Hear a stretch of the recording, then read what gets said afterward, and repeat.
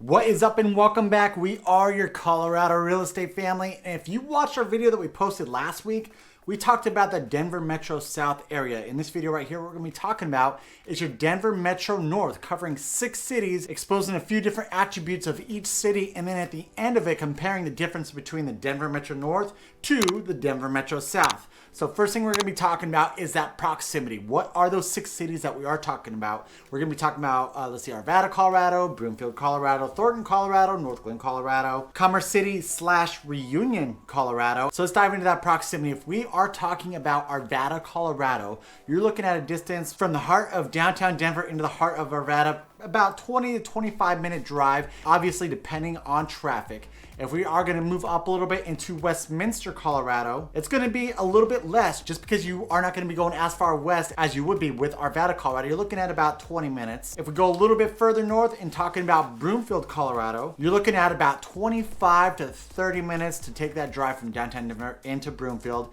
Hop across the way over into Thornton, Colorado. It's actually, so the funny thing about Thornton is this city is further south than you would think, like even North Glen, Colorado. With North Glen, when you're in the area, it seems like North Glen is further south, but there's a portion of Thornton that is. So if you're on that south end of Thornton, Colorado, it'll take you about 20 minutes. So similar to Westminster, Colorado.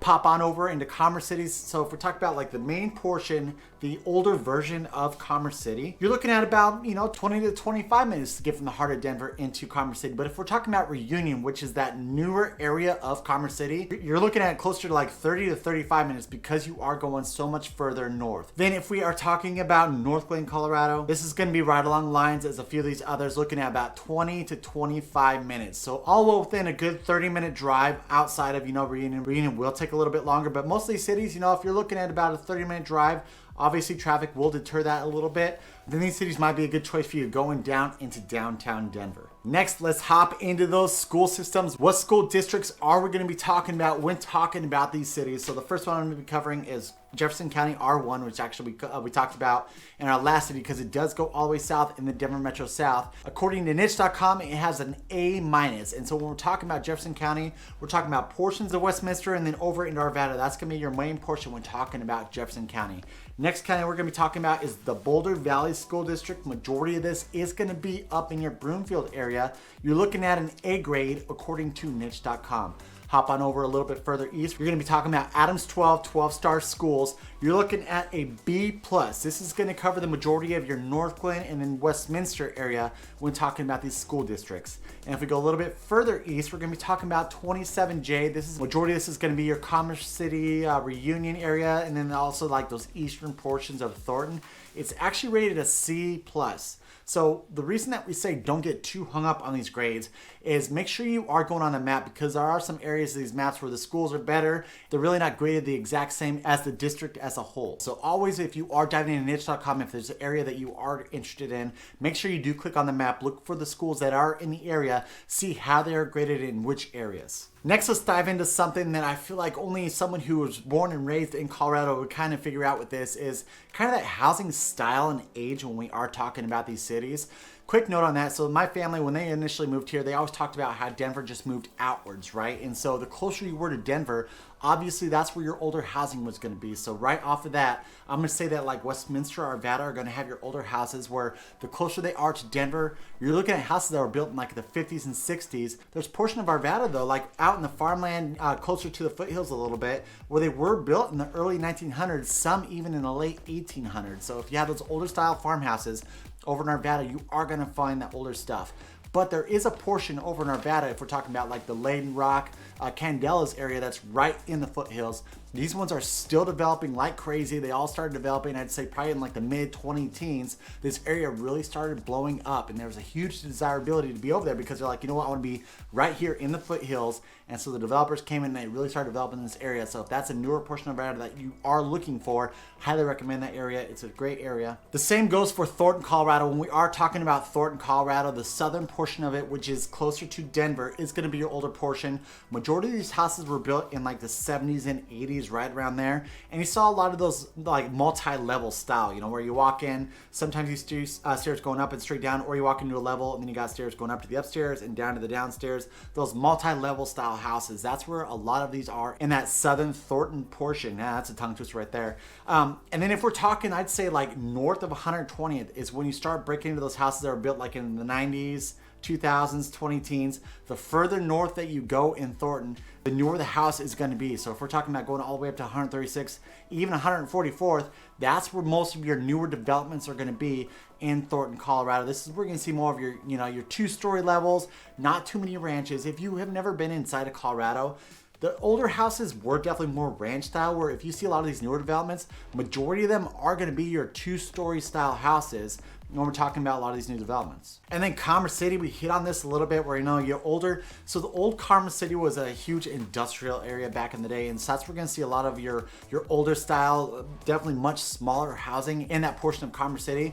But then if you bounce up into Reunion, this area really started to take hit. Like I'd say in late 2000s is when they really started to develop. I remember like there's so many people talking about, man, I'm getting these brand new houses up in this area. Have you heard of this area of Reunion? Reunion has this thing where they don't even like to be considered a portion of Commerce City because they think of themselves as their own city. But you're going to have a lot of those newer style houses. They are still building newer developments up there. But again, you're going to be looking at more of your two-story style houses. I'd say if I were to put a number on it, I'd say probably about 70% of the homes that are going in these newer areas are going to be more of your two-story products. And then they throw a ranch in here and there, and that's going to be about your 20-30% of the homes that are in the new developments. Now, Northglenn is a weird beast because I feel like Northglenn, same thing where they had a lot of the homes that were built in like the 70s and 80s. And then when the commuter rail went up into there, because they have a couple stations over in Northglenn for that commuter rail, those areas really started developing quite a bit because they're like, you know, we have this area, let's kind of build these areas up a little bit, make them a little bit more new. And so when we talk about like, they have a great development over there that has those rooftop style houses that just were built in the last couple of years. And then also surrounding these commuter rail stations, they are building a little bit more of your multifamily, more condensed style single family housing. And so that's where we're going to find the newer housing. Otherwise, the majority of your Northglenn houses were going to be built in like the 70s and the 80s. As always, we are going to dive into those real estate prices. But before doing so, guys, if you are planning on calling the Denver Metro, Colorado, your home, give us a call or text that phone number right below. Right below there, we have the top relocation team to help you out with all your real estate needs. The best team of licensed realtors to help you out. But if you're not quite ready to purchase yet, why don't you follow along with us? That way you are notified of all the latest stuff that is happening in the Denver Metro area by smashing that subscribe button. Give us a thumbs up. Hit that notification bell. That way you are notified every single time that we put out a brand new video.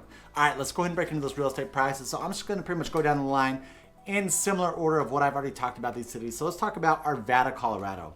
If we're looking at a single family house, and these numbers just came out because these are of January of 2024, your single family median sales price is $600,000, and that is actually up 1.61%. If we're talking about your attached products, so your condos, townhouses, and row homes, you're looking at a median sales price of $375,000, and that is actually down a little over 9%. So it's crazy to think that the attached products are down so much. Now let's go ahead and break over into Westminster, Colorado. We're looking at your single family median sales price of $539,000, and that is up 1.13%. If we're talking about your attached products, you're looking at a median sales price of $375,000, and that is actually down 22%. So I saw this number, I was like, there's got to be a reason for this. Quick explanation why I think that these numbers are down at the way they are is January of 2023. Listen, that is when you could get the best interest rate in 2023 as they started to kind of climb up a little bit. This might be why people are like, you know what, the interest rates are about to blow up like crazy.